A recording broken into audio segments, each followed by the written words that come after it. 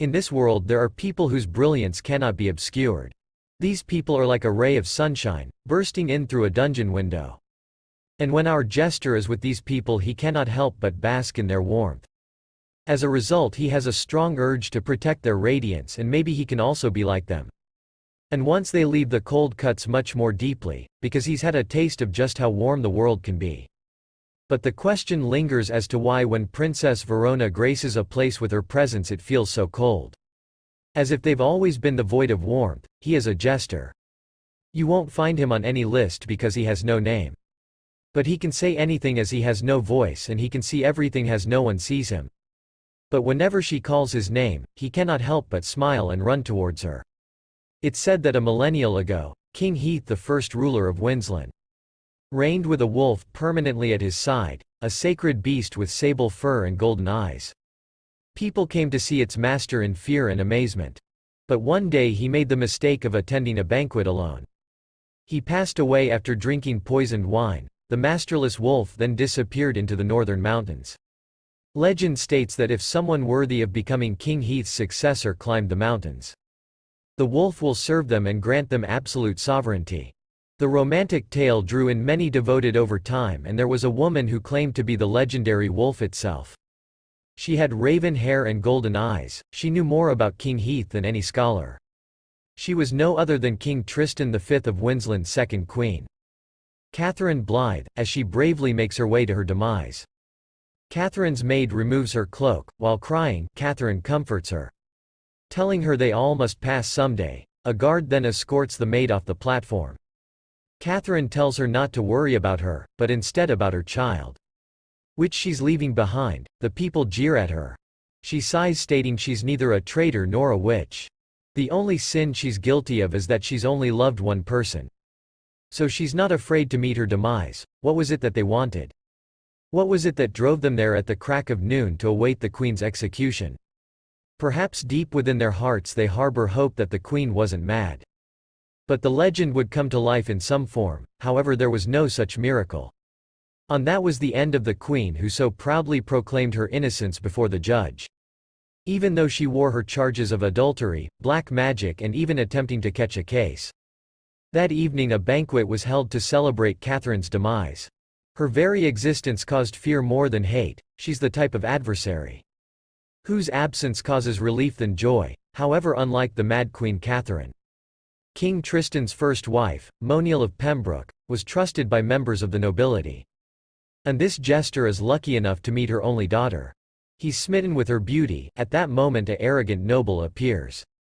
Princess Verona jokingly states that they seem to be enjoying themselves without her. He winks at the jesters and tells the princess they saved the best part for her. He tells the jester to tell them a joke. Verona looks at him intently. The jester's face turns red like a tomato. She approaches him and remembers that he's the jester her father favors. He awkwardly laughs. She then tells him to tell the joke. So at the princess' commands he told a series of extremely vulgar jokes about Catherine. The nobles erupted in laughter, but not Princess Verona. The princess inquires his age. He excitedly exclaims 14. She questioned if he enjoys saying such jokes. The jester quickly realized she didn't like it as they were disrespectful. She glances at the noble and understands why he approved. She orders him to refrain from doing such unfitting things and turns away. A strange feeling kept him rooted in place for a long time. He questions himself, how could the likes of him be rude to someone so special? Surprisingly, to this jester people can be rude to one another and bring joy. Sadly, he's not privileged to these relations, as the jester must always bring joy to others. This incident surprised him, since someone view him as human and more than a jester. Ensley drags him away, as the jester pleads for him to let go. He's the prime minister and close friend of the king. He's at the top of the list for people to watch out for. The jester asks what's happening. Ensley places his hand on the jester's shoulder and informed him that the king is upset. Ensley pushes him inside and orders him to pick up the wine bottles while he's there. Inside, the room reeks of alcohol. He spots the king sitting alone in the dark room. He introduces himself as the jester. The king glances at him and tells him to come closer. The jester slowly approaches, stepping on broken glass in the process. The king asks what can he do to bring him joy. The jester shrugs and states anything he desires. The king exclaims he wants to see some acrobatics. The jester exclaims he didn't bring his balls, and takes the opportunity to pick up the bottles. Suddenly his hand is grazed by a dagger. His body trembles as he stares at it and tries to force a smile. The king smirks and inquires if he can't do it. The jester regains his composure. Then toss the dagger in the air. As the dagger falls, the jester is injured. He steps on glass. The king orders him to continue. The jester is surprised by how heartless he is, however, looking at his pitiful face, he knows the king had truly loved his wife, since he's a court jester. His smile will never falter. He limps away along the corridor and spots second Princess Lux. The jester thinks she's the sweetest person in the palace.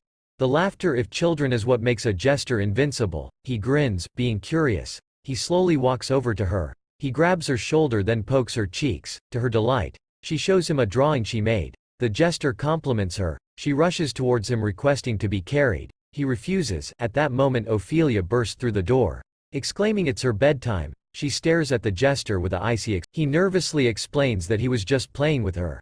Ophelia picks her up and tells the jester he can go. Lex waves goodbye, as the jester makes a silly face. Ophelia turns around and glares at him. The jester takes this opportunity to give his condolences. Doing this could be considered a dangerous political statement. But no one cares about a jester's opinions. She thanks him and closes the door. Surprisingly, he takes the opportunity to peek inside. Someone calls for him and he's taken aback. Princess Verona tells him it isn't good to be seen nosing around like that. He tries to defend himself, but she places a finger on her lips. She gets closer to him and informs him that the two are getting ready to leave. A proposal was made to annul her father's marriage with Catherine. The child is no longer a princess, she'd been declared illegitimate. Verona states that it's for the best, as beast born to unfaithful mothers won't survive. Verona then exclaims that he's hurt. The jester flinches. Revealing his wounded hand, he tells the princess it's nothing. With a stern look, she tells him to tell her what happened. He reluctantly explains that the king wanted to see something amusing. She beckons him to follow her. She applies medicine to his injury and warns him that it can make him woozy. So he must be careful. With red cheeks, he stares at her. Flipping through the pages of her book, she inquires why he's staring. He responds with a bright smile because she's so lovely. This is his most embarrassing moment, that haunts him every night. He giggles, explaining, she's scary sometimes, but seems like a good person. With an annoyed expression, she thinks the medicine was very potent. He asks why she's so kind to him. She states because jesters don't want anything from other people. She tells him that she's reading a collection of Cicero's poetry. She begins reading him Cicero's love letters in a low voice. Distraught that his lover is doomed to pass on, the poet attempted to immortalize her through his verse. For the first time he learned that writing could be sweet. The jester blushes and tells her it's beautiful. She tells him to make a joke for her. The jester couldn't possibly disobey her even when she asked him to drag the most beautiful thing he's ever heard through the mud. He twisted Cicero's loving poem into the most sophisticated and vicious joke he's ever made. His crime earned him a burning throat, but the princess laughed. 6 years later, the jester and a noble grins at each other. Immediately the jester dashes away, with a pale face. After watching him for 6 years, he can guess what's happening from his breathing alone. The noble was a prominent knight back in his glory days. Suddenly the jester stops, deciding to let him have his way. The noble is visibly exhausted, but grabs onto the jester. He drags the jester away. The king is upset and the jester is all too aware. He inquires what he's upset about. The noble states he doesn't know. The jester shouts his heel is in pain. He smirks on ask why the king's upset.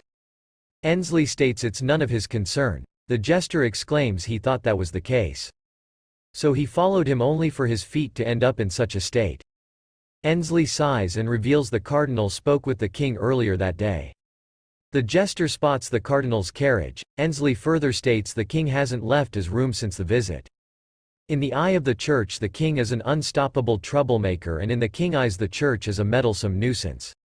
Ever since the first Princess Monil of Pembroke fell ill and passed away, the king has never been the same. Ensley sometimes clicks as Tungan states when Catherine left she took the king's heart with her. Ensley kicks open the door, which is filled with smoke. Ensley quickly opens the curtain, the king sits up and groans. Ensley exclaims he has a meeting in 20 minutes, he must hurry and prepare. He tells Ensley to lower his voice as he fumbled to reach his device. Ensley snatches it away and tells him to stop it. The king lays back in bed and states he's just as irritating as the church. He notices the jester, he then asks Ensley why he keeps bringing him.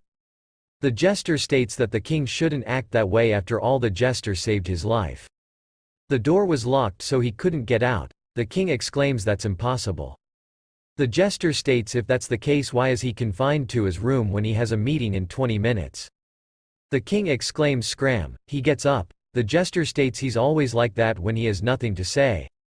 The king begins changing. Ensley takes this opportunity to ask about succession which the king had put off for too long. The king knows he must do something. Ensley asks if he'll heed the church's counsel and appoint Princess Verona. He restort no, not that child. Ensley is speechless. The king has used every excuse under the sun to avoid appointing a successor.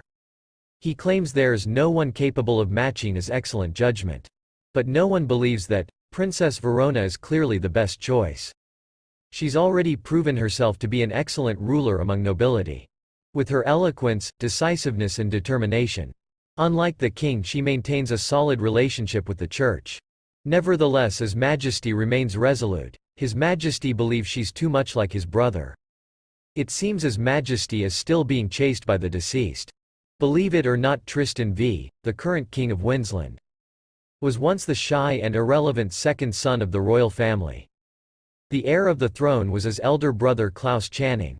He was a gifted ruler. Under his centralized rule the kingdom of Windsland entered its golden age. Back then neither the nobles nor the church dared to challenge the king's authority. But that's all in the past. King Tristan V ascended the throne with his hand soaked in his kin's blood. Objectively speaking, His Majesty was the clear victor.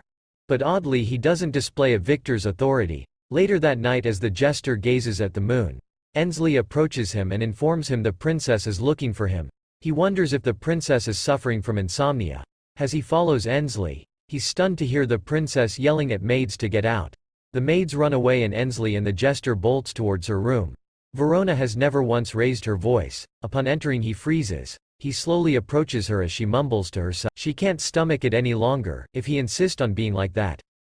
She won't stand by and watch. She thinks her father despises her greatly. It's a major insult in her life. The jester sweeps up glass and asks what His Majesty said. The king had avoided the question. He must be clutching at straws to pull a stunt like that. She tells him she's found the joke of the century for him.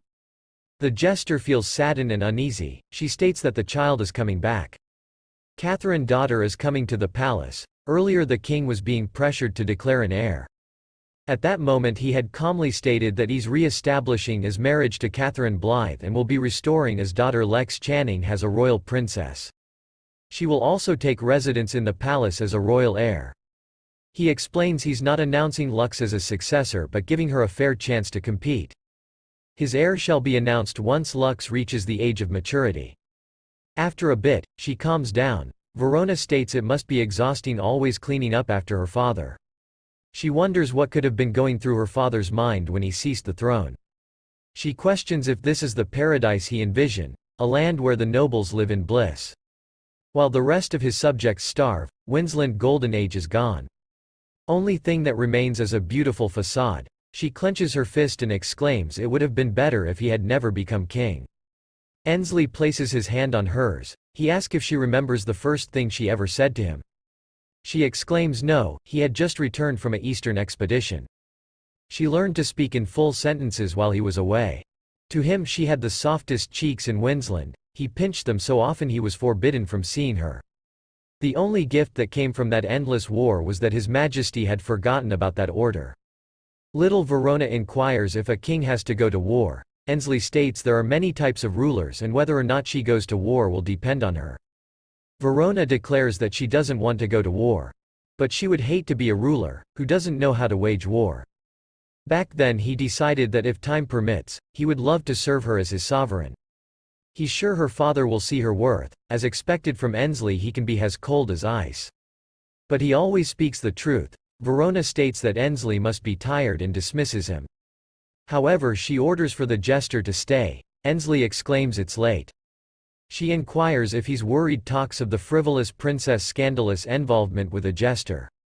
That's their problem, not hers. In moments like this, the jester becomes unabashedly confused. He wonders how does the princess regard him. She asks why he's making such a face. He states he's prepare a story for her. But Ensley beat him to the punch. She smiles and inquires what he wanted to say. He states it's the story of how they first met, which is one of his most precious memories. Her hair dances beautifully in the moonlight and she tells him she remembers the first moment they met like it was yesterday. It would be unseemly if those sweet words deluded him to believe she held him in high regards. On that night those memories were very comforting. She decides to share a memory with him. When she was young, the library was her playground. She created her very own kingdom with a castle made of books. She made the characters in the stories her subjects. The jester found this adorable. The jester's face became red and he tells her to continue. By the time she had finished all those books, she had grown so tall she could no longer fit inside. And she hadn't just grown physically, she found she was no longer satisfied by such a childish game. She wonders when she became more mature than her father.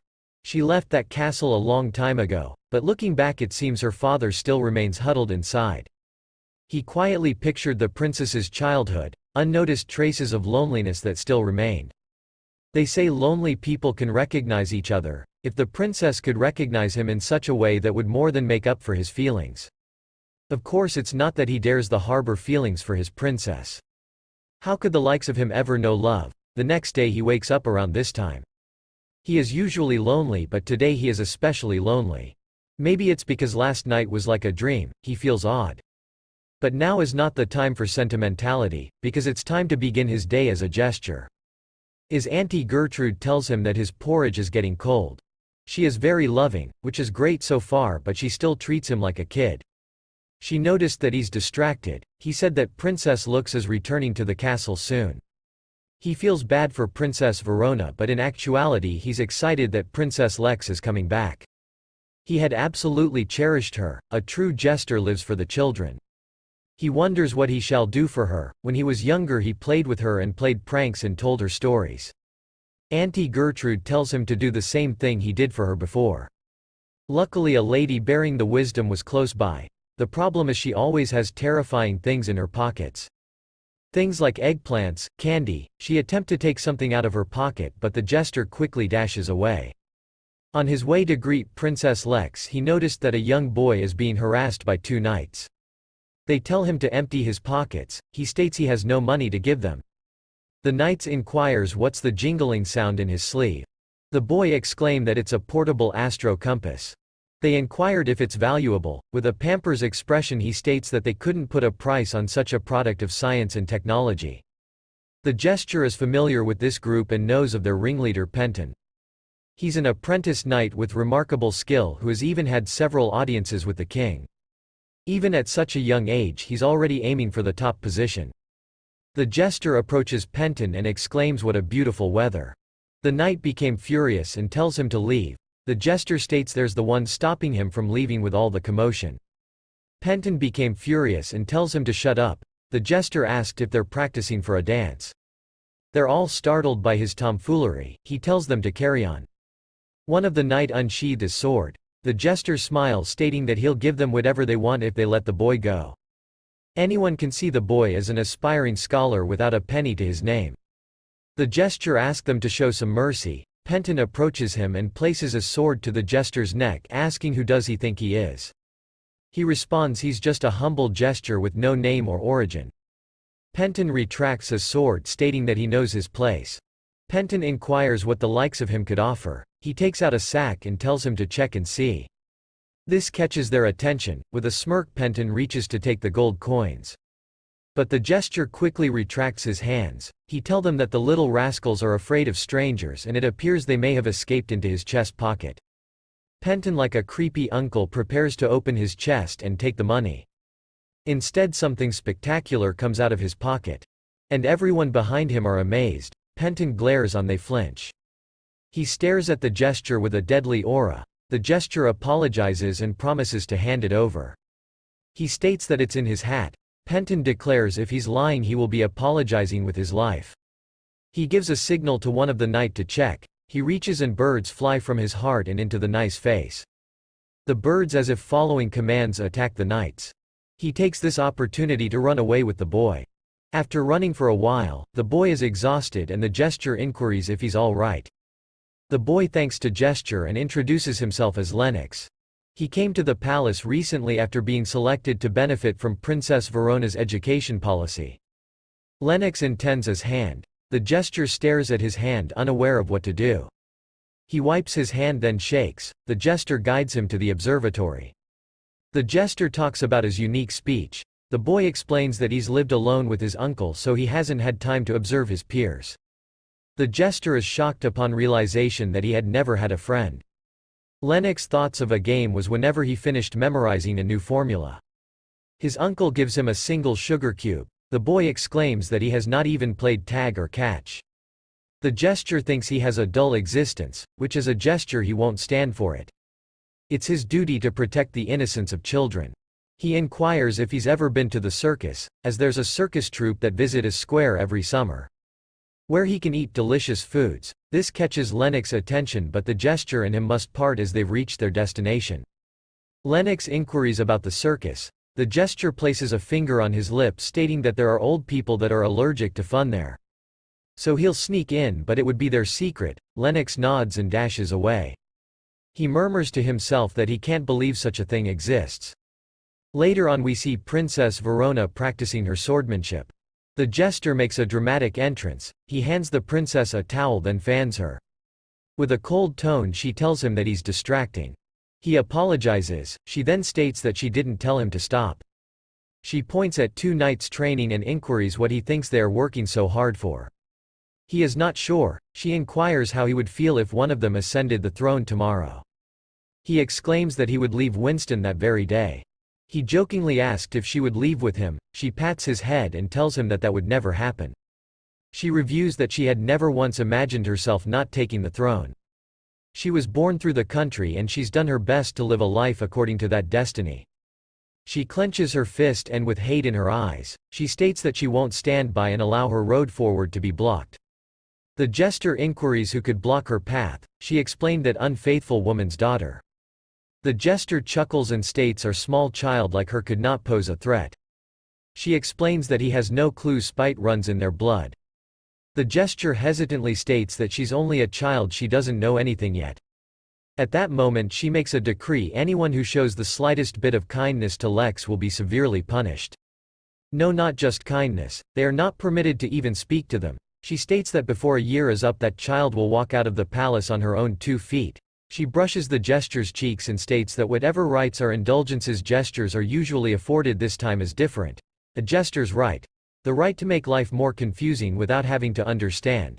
The right to not be taken seriously. The right to live out life comedy. The right to lampoon His Majesty the King. On the right to defy one royal decree, in order to amuse the people.